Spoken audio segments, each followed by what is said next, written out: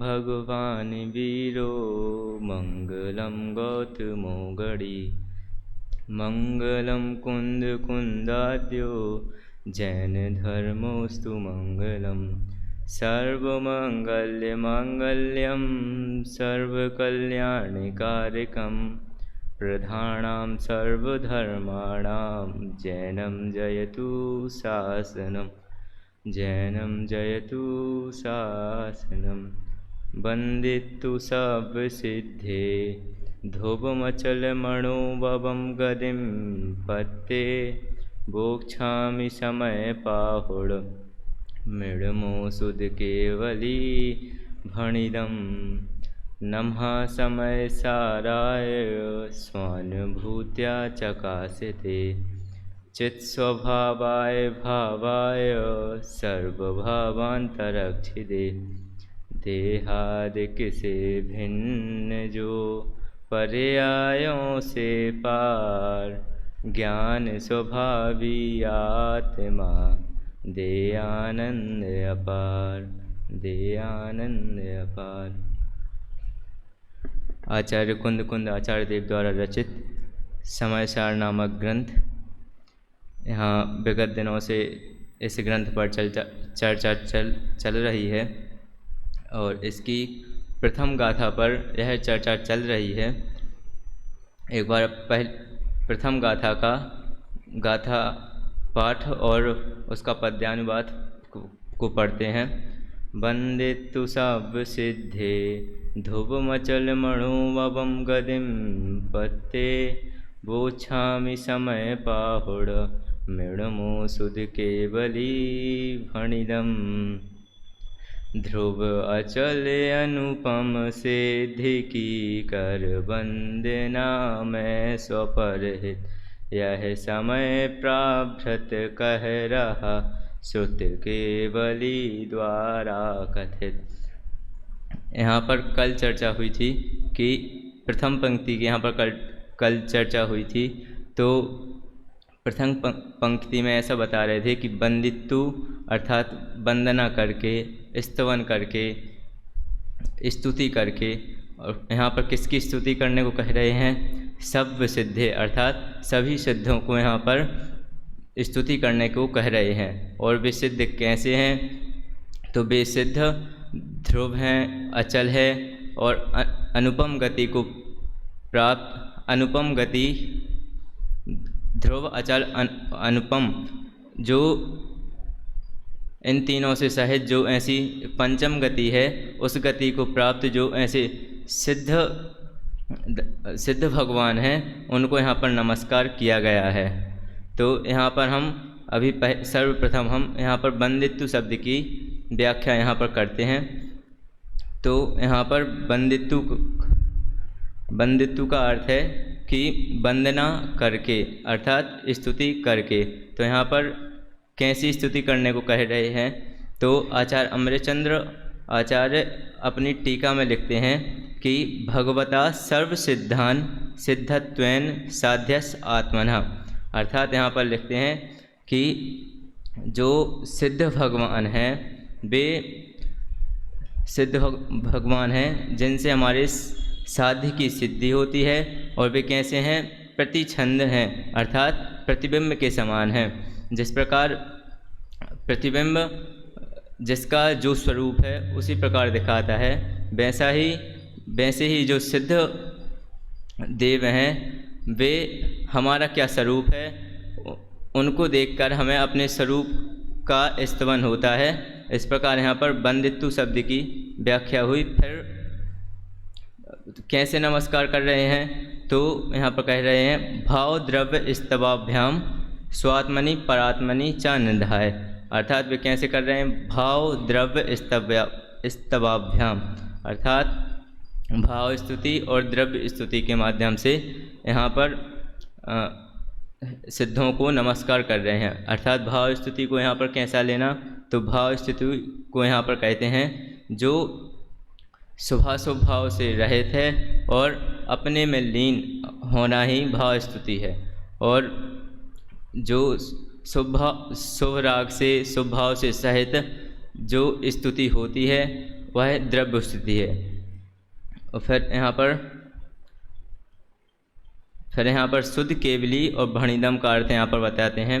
तो यहाँ पर शुद्ध केवली भणिदम का 3 प्रकार से अर्थ बताते हैं, श्रुत भणिदम, केवली भणिदम और श्रुत केवली भणिदम।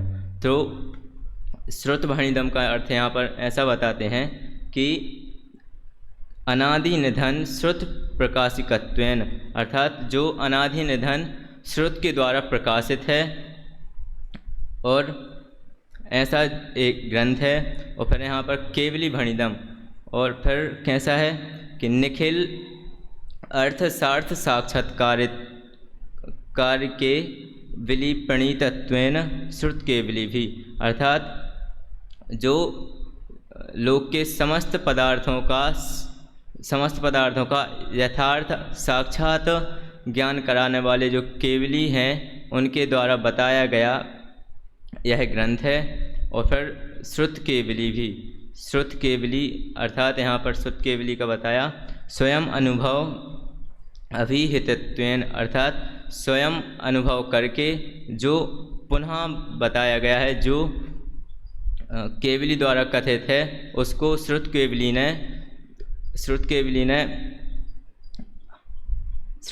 ने स्वयं अनुभव करके हम सभी को बताया है। फिर यहाँ पर समय पाहुड़ का अर्थ यहाँ पर फिर करते हैं कि समय पाहुड़ कैसा है, तो वे बताते हैं प्रमाणता मुपगतास्या अस्य समय प्रकाशकस्य प्रभताय। तो यहाँ पर कह रहे हैं कि जो श्रुत के द्वारा और श्रुत केवली के द्वारा और केवली के द्वारा जो उन्होंने कहा है उससे यह इस ग्रंथ की प्रमाणता सिद्ध होती है। और जो समय प्रकाशकस्य और जो शुद्धात्मा का प्रकाशक एवं प्रभृताय अस्य अर्हत प्रवचनवस्य सुपर परयो अस्य अर्हत प्रवचन अवयवस्य, अर्थात जो अरिहंत भगवान के प्रवचनों का अवयव है, अंश है। ऐसे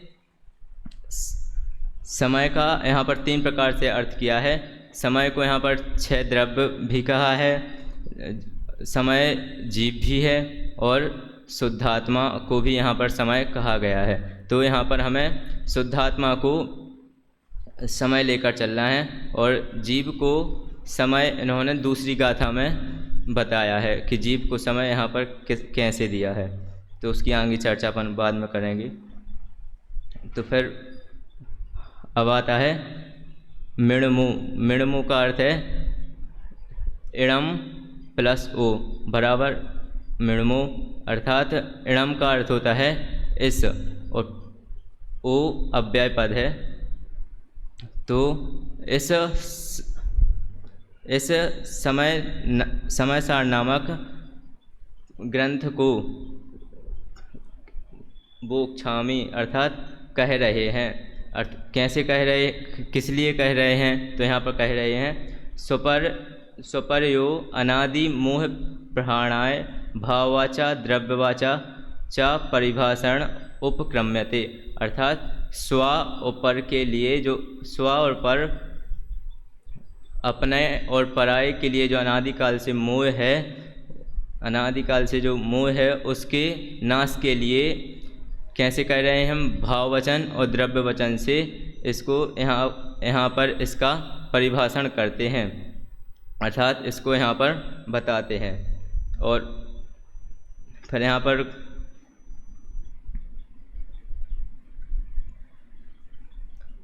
यहाँ पर अनुशीलन में यहाँ पर पूज्य गुरुदेव श्री भाव स्तुति और द्रव्य स्तुति के बारे में यहाँ पर बताते हैं कि हाँ, मन वाणी देह तथा शुभाशुभ वृत्ति से मैं भिन्न हूँ। मन अर्थात मन वाणी अर्थात वचन और देह अर्थात काय, अर्थात 3 योगों से और तथा शुभ अशुभ वृत्ति से मैं भिन्न हूँ। पुण्य पाप आदि की जो वृत्ति होती, पुण्य पाप आदि की जो वृत्ति है उससे मैं भिन्न हूँ। इस प्रकार शुद्धात्मा की ओर सन्मुख होकर, शुद्धात्मा की ओर सन्मुख होकर राग वृत्ति से हटकर, अर्थात जो ममत्व परिणाम है उनसे हटकर और अंतरंग में स्थिर होना, अंतरंग मतलब अपने आत्मा में स्थिर होना ही भाव स्तुति है। अर्थात जो 3 योगों तथा शुभाशुभ भाव से मैं भिन्न हूँ, इस प्रकार शुद्धात्मा की ओर सन्मुख होकर राग वृत्ति से अपने शुद्धात्मा में स्थिर होना भाव स्तुति है। और शेष शुभ भाव रूप स्तुति करना सो द्रव्य स्तुति है। अर्थात शेष का अर्थ यहाँ पर क्या लेना है? शेष का अर्थ यहाँ पर मन, वचन और काय। तो मन से कैसे? मन से सिद्ध प्रभु का स्मरण करना वह द्रव्य स्तुति है। वचन से कैसे? पाठ आदि को पढ़कर उसकी सिद्ध भगवान की स्तुति करना वह द्रव्य स्तुति है। और काय से भक्ति आदि करना, इस प्रकार ये द्रव्य स्तुति हुई। फिर आगे यहाँ पर बता रहे कि मैं पूर्ण घन एवं ज्ञान स्वभाव से निर्मल हूँ। पूर्ण घन अर्थात ज्ञान घन, अर्थात ज्ञान रूपी बादल से, ज्ञान रूपी बादल एवं स्वभाव से निर्मल हूँ। ऐसे भाव सहित राग आदि को विस्मरण करके, अर्थात राग आदि जो शुभाशुभ भाव हैं उसको भुला करके और राग रहित भगवान, जो राग से रहित भगवान आत्मा है, उनको अपना साध्य बना करके अपने अंतरंग में स्थिर होना, अर्थात अपने अंतरंग में सिद्धत्व की स्थापना करके और अंतरंग में एकाग्र होना, और वह भाव वंदना है, अर्थात भाव स्तुति है। और शुभ लक्षी भक्ति भाव द्रव्य स्तुति है, अर्थात द्रव्य वंदना है। और आचार्य जयसेन द्रव्य स्तुति को द्रव्य नमस्कार कहते हैं और भाव स्तुति को भाव नमस्कार कहते हैं। तो यहाँ पर जयसेन आचार्य का टीका पढ़ते हैं। आचार्य जयसेन ने तात्पर्य व्यक्ति टीका में बंदित्व पद की व्याख्या इस प्रकार की है, अर्थात निश्चय न से अपने में ही आराध्य आराधक भाव होने से निर्विकल्प समाधि है। अर्थात आराध्य किसको कहना? तो यहाँ पर बताया कि जिसकी आराधना करते हैं वह आराध्य है, और जिसके द्वारा जो आराधना करता है वह आराधक है। अर्थात निश्चय से हम अपनी आत्मा के आराधक हैं और अपनी आत्मा का, और वह निर्विकल्प समाधि है लक्षण जिसका। ऐसे भाव नमस्कार द्वारा एवं व्यवहार से वचनात्मक वचन रूपी द्रव्य नमस्कार करके यहाँ वंदना कर रहे हैं और यहाँ पर बंदित्व शब्द की व्याख्या कर रहे हैं। और फिर यहाँ पर भाव स्तुति और द्रव्य स्तुति को और समझाते हैं अच्छे से कि भाव स्तुति और द्रव्य स्तुति के माध्यम से ही आचार्य देव अपने और पाठकों में, अर्थात स्व में और पर में आत्मा में सिद्धों की स्थापना करते हैं। अर्थात जो अपने में, जो इस ग्रंथ को पढ़ रहा है उसमें, और वे लिखते वक्त स्वयं में सिद्धत्व की स्थापना करके इस ग्रंथ की रचना की इन्होंने, और फिर वे इस ग्रंथादिराज के प्रणयन में सिद्धों की साक्षी पूर्वक करना चाहते हैं और पाठकों से भी अपेक्षा रहते हैं कि वे अपने हृदय में सिद्धों की स्थापना करके इस ग्रंथादिराज का स्वाध्याय करें। अर्थात वे यहाँ पर कह रहे हैं कि जब भी इस ग्रंथ का अभ्यास करें, पठन करें, मनन करें, तो अपने अंतरंग में, अपने शुद्धात्मा में सिद्धत्व की स्थापना करके इस ग्रंथ का अभ्यास करें। इस प्रकार उन्होंने बताया कि फिर यहाँ पर श्रुत केवली शब्द की यहाँ पर चर्चा चलती है। तो श्रुत केवली शब्द के 3 अर्थ बताए थे कि श्रुत के द्वारा, केवली के द्वारा और श्रुत केवली के द्वारा जो कहा गया जो परमागम है उसे श्रुत केवली भणिदम कहते हैं। तो यहाँ पर जयसेन आचार्य यहाँ पर उसका अर्थ करते हैं कि श्रुत माने परमागम, जो केवलियों और सर्वज्ञों ने कहा है। केवलियों अर्थात जो तीन लोक के समस्त पदार्थों को एक साथ जानते हैं उन्हें केवली कहते हैं। सर्वज्ञों ने कहा है उसे, जो केवली और सर्वज्ञों ने कहा है उसे श्रुत केवली भणित कहते हैं। और इस व्युत्पत्ति के अनुसार तो शुद्ध केवली भणिदम पद का अर्थ सर्वज्ञ देव द्वारा परमागम में कहा गया यही ही होता है। क्या होता है कि सर्वज्ञ देव द्वारा परमागम में कहा गया। और फिर दूसरे सभी गणधर द्वादशांग के पाठी होते हैं। जो गणधर होते हैं वे द्वादशांग के अर्थात परमागम के पाठी होते हैं, अतः वे श्रुत केवली होते हैं। और वस्तुतः गणधर देव ही तो द्वादशांग का सर्वश्रुत की रचना करते हैं, अर्थात जो गणधर देव हैं वे द्वादशांग अर्थात जो द्वादश अर्थात 12 अंगों से सहित है, ऐसा जो द्वादशांग है उस द्वादशांग रूप सर्वश्रुत की रचना करते हैं। और इस कारण दूसरे अर्थ में आचार्य जयसेन द्वारा गणधर देव द्वारा कथित अर्थ लिया गया है। और फिर तात्पर्य यह है कि यह परमागम शास्त्र सर्वज्ञों और गणधरों की वाणी के अनुसार ही लिखा गया है। फिर अब यहाँ पर आचार्य अमृतचंद्र देव यहाँ पर और अधिक विस्तार से श्रुत केवली भणिदम को, श्रुत केवली शब्द को यहाँ पर विस्तार से समझाते हैं। तो यहाँ पर कहते हैं सर्व पदार्थों को साक्षात जानने वाले जो केवली हैं, केवली द्वारा प्रणीत अर्थ बताया गया। अनादि निधन श्रुत द्वारा प्रकाशित, जो अनादि निधन श्रुत है उसके द्वारा जो प्रकाशित है और स्वयं अनुभव करने वाले श्रुत केवलियों द्वारा कथित। स्वयं अनुभव करने वाले अर्थात जो श्रुत केवली होते हैं वे स्वयं अनुभव करके पुनः कहते हैं। और फिर सर्व पदार्थों और शुद्धात्मा का प्रकाशक और अरहंत भगवान के प्रवचनों का अंश अवयव है। यह समयसार नामक ग्रंथ मेरे द्वारा आरंभ किया जाता है। यहाँ पर आचार्य देव कह रहे हैं कि यह मैं नहीं कह रहा हूँ, ये अरहंत भगवान द्वारा कहा, अरहंत सर्व पदार्थों को साक्षात जानने वाले जो केवली द्वारा प्रणीत हैं उनके द्वारा यह जो कुछ बताया गया है इनके द्वारा बताया गया है। अनादि निधन श्रुत द्वारा प्रकाशित, स्वयं अनुभव करने वाली श्रुत केवलियों द्वारा, जो श्रुत केवलियों द्वारा कथित है और शुद्धात्मा का प्रकाशक है और अरहंत भगवान के प्रवचनों का अंश है। तो यहाँ पर आचार्य कह रहे हैं कि मेरे द्वारा यहाँ पर कुछ भी नहीं कहा जा रहा है, ये जो कुछ भी कहा जा रहा है ये अरहंत भगवान की वाणी है। यहाँ हम आचार्य कुंद देव की वाणी नहीं, यहाँ हम अरहंत देव की वाणी को यहाँ पर पढ़ रहे हैं। समयसार, हाँ, ये जो समयसार की गाथा है ये भगवान महावीर की वाणी है।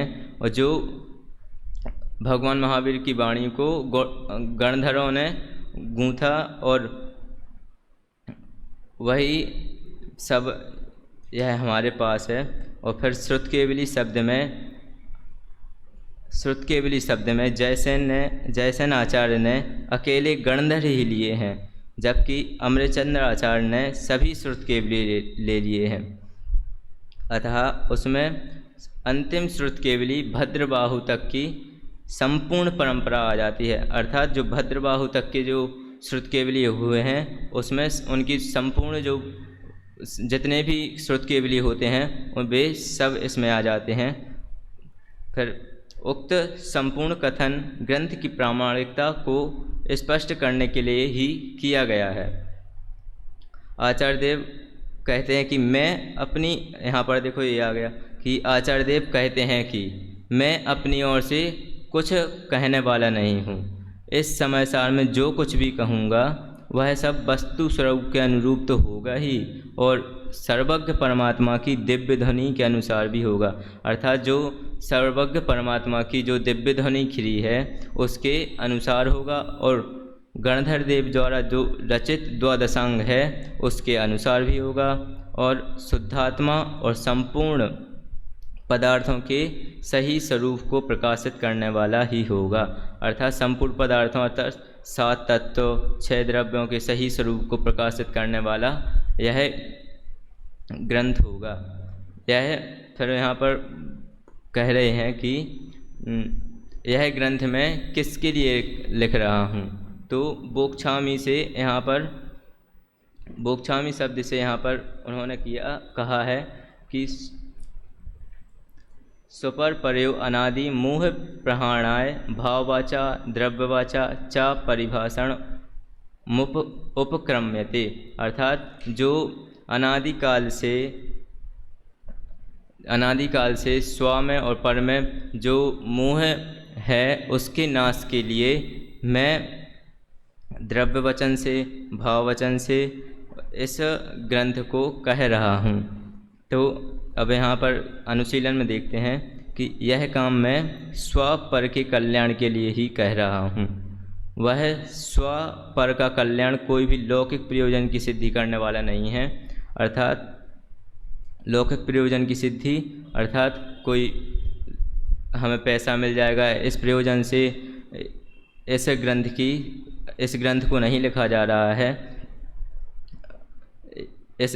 इस ग्रंथ का लिखने का प्रयोजन है शुद्धात्मा से पहचान कराना, इस ग्रंथ का प्रयोजन है। और फिर आगे कहते हैं अनादिकालीन मोह के नाश के लिए यह उपक्रम है। अर्थात अनादिकालीन से जो यह जीव मोह रूपी मदिरा को पिए रखा है उसके नाश के लिए यह ग्रंथ कहा जा रहा है। फिर यहाँ कहते हैं आगे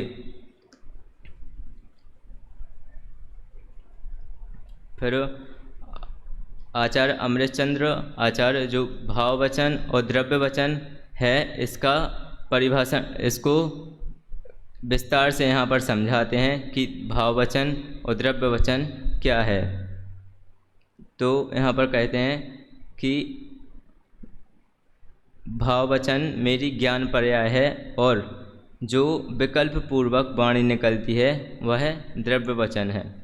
ज्ञान पर्याय में प्रति समय वृद्धि होती है और शब्द की रचना शब्द के कारण होती है। यहाँ दोनों निमित्त नैमित्तिक संबंध बताया गया है। अब यहाँ पर बोक्छामी शब्द का अर्थ यहाँ पर प्रारंभ होता है कि यहाँ पर बोक्छामी शब्द का अर्थ यहाँ पर करते हैं जयचंद जी छाबड़ा। यहाँ पर बोक्छामी शब्द का अर्थ करते हैं गाथा सूत्र में आचार्य देव ने बक्ष्यामी कहा है, उसका अर्थ टीकाकार ने पच बच परिभाषण धातु से किया है। उसका आशय यह है कि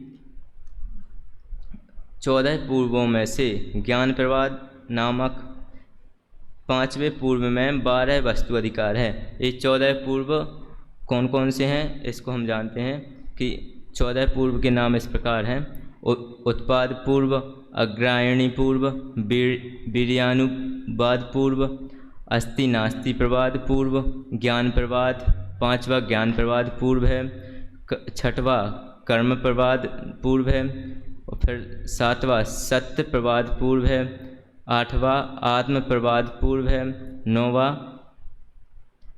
विद्यानुवाद पूर्व है, फिर 11वां कल्याण प्रवाद पूर्व है, 12वां प्राणानुवाद पूर्व है, 13वां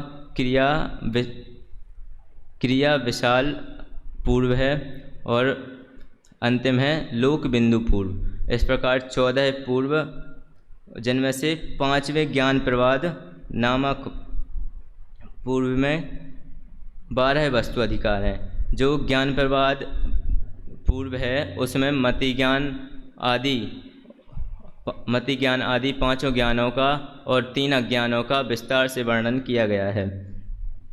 और 5 ज्ञान प्रवाद नामक 5वें पूर्व में 12 वस्तु अधिकार हैं और उनमें भी एक एक के 20-20 प्राभृत अधिकार हैं। उनमें से 10वें वस्तु में समय नामक जो प्राभृत है उसके मूल सूत्रों के शब्दों का ज्ञान पहले बड़े आचार्यों को था और उसके अर्थ का ज्ञान आचार्यों की परिपाटी के अनुसार श्री कुंद आचार्य देव को भी था। अर्थात जो 14 पूर्व में से जो ज्ञान प्रवाद नाम का 5वां पूर्व है उसके 12वें वस्तु अधिकार में जो 10वां वस्तु समय नामक प्राभृत है उसका आचार्य कुंद आचार्य को ज्ञान था। उसमें से उन्होंने उसका कुछ अंश यहाँ पर रखा है और इससे हमें अनुमान लगाना चाहिए कि हमारे पास कितना यहाँ पर आगम यहाँ पर प्रस्तुत है। फिर यहाँ पर सूत्र की 10 जातियाँ कही गई हैं। उनमें से एक परिभाषा जाति भी है जो अधिकार को अर्थ के द्वारा यथास्थान सूचित करे। जो अधिकार को अर्थ के द्वारा यथास्थान सूचित करे अर्थात पदार्थ का ज्ञान जो अधिकार को पदार्थ का ज्ञान करने में सूचित करे वह परिभाषा है कहलाती है। फिर यहाँ पर परंपरा का यहाँ पर बताते हैं कि इस प्रकार यह स्पष्ट है कि समय सार नामक ग्रंथादिराज महावीर तीर्थंकर महावीर भगवान की दिव्य ध्वनि में समागत जो महावीर भगवान की दिव्य ध्वनि खिरी उसमें जो गौतम गणधर आदि थे उनके द्वारा रचित जो द्वादशांग है और जो भद्रबाहु तक के जो श्रुत केवली हुए हैं उनके द्वारा जो कहा हुआ जो द्वादशांग है और 12वें अंग के अंग आचारांग 12 अंग कौन से आचारांग सूत्रांग आदि ये 12 अंग के ज्ञान प्रमाद नामक 5वें पूर्व के 10वें वस्तु अधिकार के समय नामक प्राभृत के अनुसार लिखा गया है। यहाँ पर ग्रंथ का प्रयोजन बता रहे हैं कि यह ग्रंथ क्यों लिखा जा रहा है। तो इस ग्रंथाधिराज समयसर का मूल प्रतिपाद्य भगवान आत्मा का शुद्ध स्वरूप है। इस ग्रंथ का मूल प्रतिपाद्य जो है वो हम सभी को जो हमारा शुद्ध स्वरूप है उससे परिचित कराना है। इस ग्रंथ में जिन पदों का शब्दों का प्रयोग किया है वे सभी शुद्धात्मा के प्रतिपादक हैं। अर्थात जिस शुद्धात्मा के द्वारा ये जो पद हैं वे शुद्धात्मा के द्वारा बताया गया है, उन्हीं के द्वारा कथित है और उन पदों और शुद्धात्मा में वाचक वाच्य संबंध है, प्रतिपादक प्रतिपाद्य संबंध है और शुद्धात्मा की प्राप्ति ही मूल प्रयोजन है। इस प्रकार पहली गाथा में आचार्य कुंद देव ध्रुव अचल अमल और अनुपम गति को प्राप्त सर्व सिद्धों की वंदना कर केवली और श्रुत केवली द्वारा कथित समय सार नामक ग्रंथ को लिखने की प्रतिज्ञा करते हैं। अब आगे की गाथा में यहाँ पर समय की व्याख्या यहाँ पर करेंगे। यहाँ मूल रूप से गाथा में समय की बात नहीं है, समय के भेदों की यहाँ पर बात है, लेकिन आचार्य जो अमृतचंद्र आचार्य हैं उन्होंने अपनी टीका में समय शब्द की व्याख्या करते हुए स्वसमय और पर समय को समझाया। उसकी चर्चा हम कल करेंगे। इसी मंगल भावना के साथ अभी की वाणी को विराम देता है।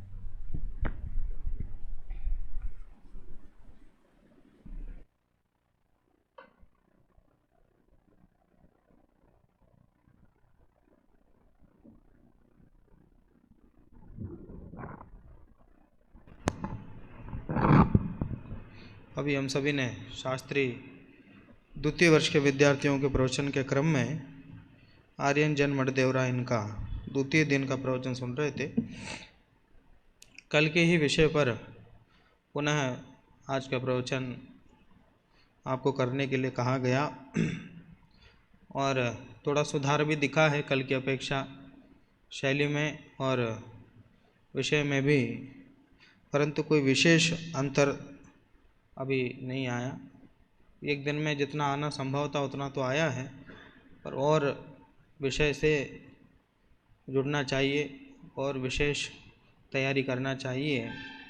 खास करके आप जैसे उसको पढ़ते जा रहे हो अनुशीलन में, वहाँ एक लाइन पढ़ा उसके बारे में कह दिया, पूरी पंक्ति उसको पूरा पढ़ने के बाद, एक पैराग्राफ पढ़ने के बाद, जैसे 14 पूर्वों की जो बात आई थी, उसके बाद जब उसको समझाने का प्रयास कर रहे थे वह रुक रहे थे।